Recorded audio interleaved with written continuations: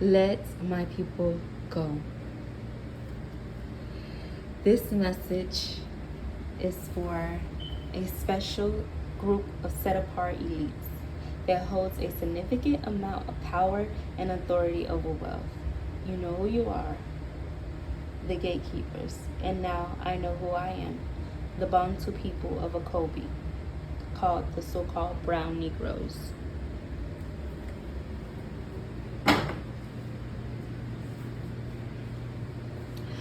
And I am not anti-Shemitic. In fact, I come from the Bantu people come from the same bloodline. So I can't be anti-Semitic. It's in my blood. And it can also be found here in the King James Bible in Genesis 10:1. And it reads, "Now these are the generations of the sons of Noah, namely Shem, Ham, and Japheth. Unto them were sons born after the flood." So you have Shem, Ham, and Japheth. Okay, so Japheth had Gomer, Magog, Madai, Javan, Tebah, Mashat, Taraz. And these sons had sons, which Gomer had Raphat, Tagora, and Ashkenaz, which is the Ashkenaz Jews. Ham had Cush, Mizraim, Phet, and Canaan.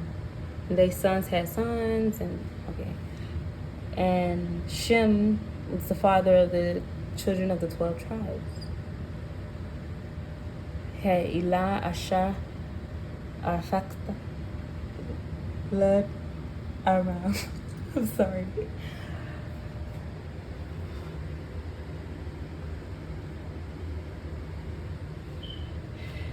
Okay, so with here, it's the same family.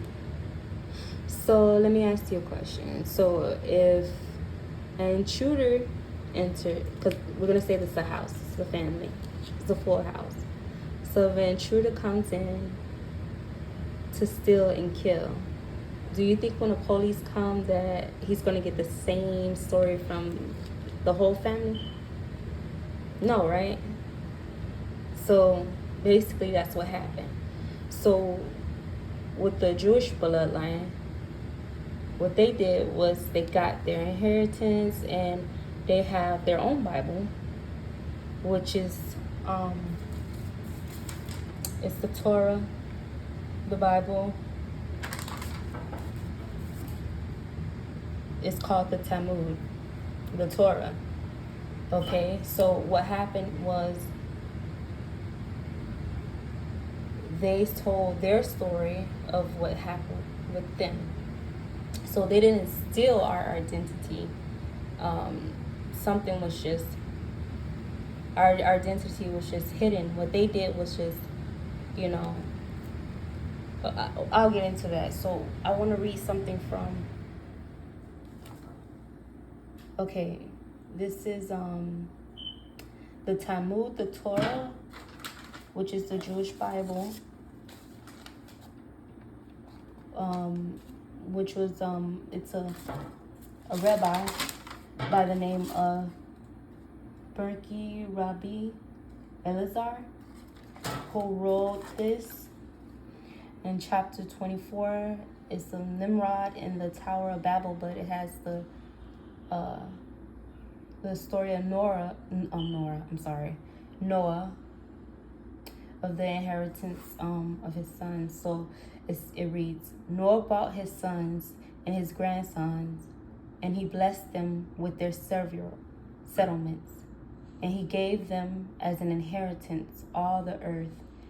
He especially blessed Shem and his sons, making them dark but comely. And he gave them inheritable earth. He blessed Ham and his sons, making them dark like the ravens, and he gave them as an inheritance the coast of the sea. He blessed Japheth and his sons, making them entirely white. And he gave them for an inheritance the desert and his, I'm sorry, and his fields, these are the inheritance which he and owe them. Okay.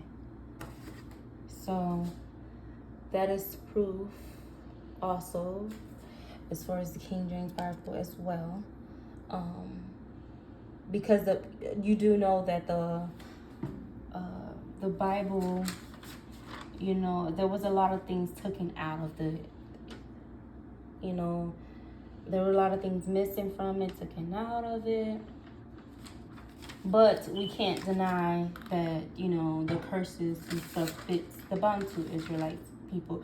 And who are the Bantu Israelites? Okay, so the Bantu Israelites,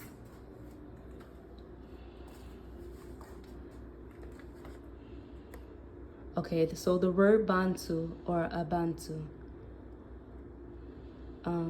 it's basically like the Bible tells of the African history.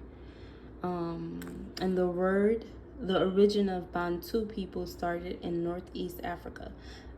Ban, Ben, Bana means the son of, the people of, and the word tu is an Egyptian term that is seen within life-giving energy or the energy of the universe, of the cosmos. Basically, God or the creator. So when you say Bantu, you're basically saying the people of God.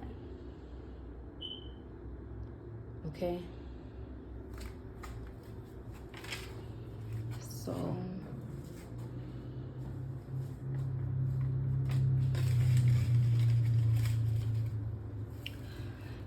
So let my people go. Let my people go, those Bantu Israelites, the so-called brown Negroes, whose ancestors that were trafficked on the Arabic and Atlantic European slave trades. That is proven biblically in Deuteronomy 28 and 68. The Lord will bring you back in ships. You're talking to the brown Negroes.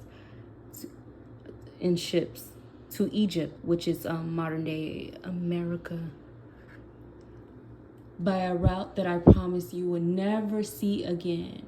So we as majority of us as African, so-called African Americans, we never go back to our homeland. Why? Because it's so expensive, and it's just our freedom that was taken away from us. And it's also here, like I'm reading, it's biblically proven from the Most High.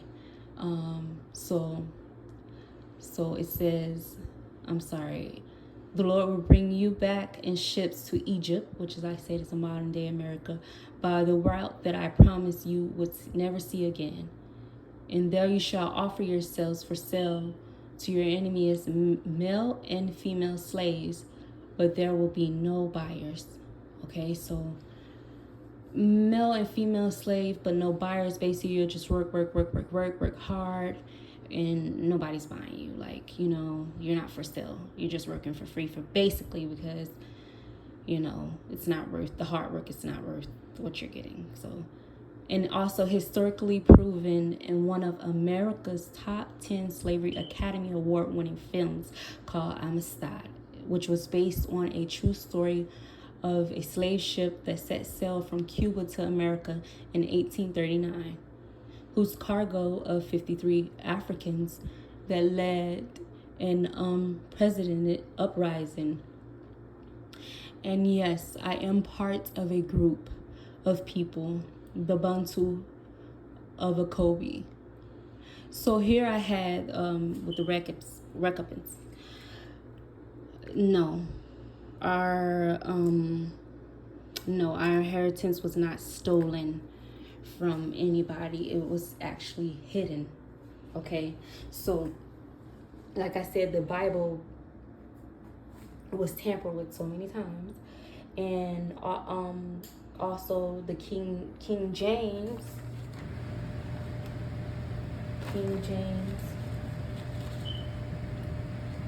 You know, basically, okay, King James when he got his hands on the Bible and bought for like 70 scholars, you know, in the manuscripts they had translated, many input would apply to them as Christians. But with our history,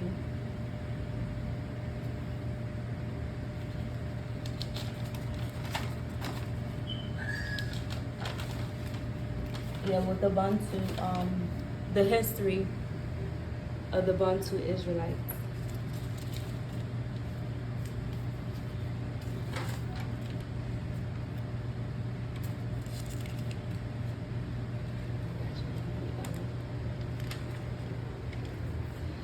So yeah.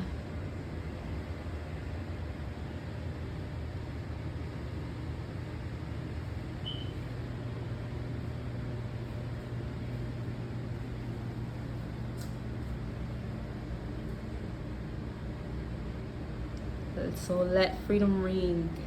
It's time for us to go home and serve our Lord.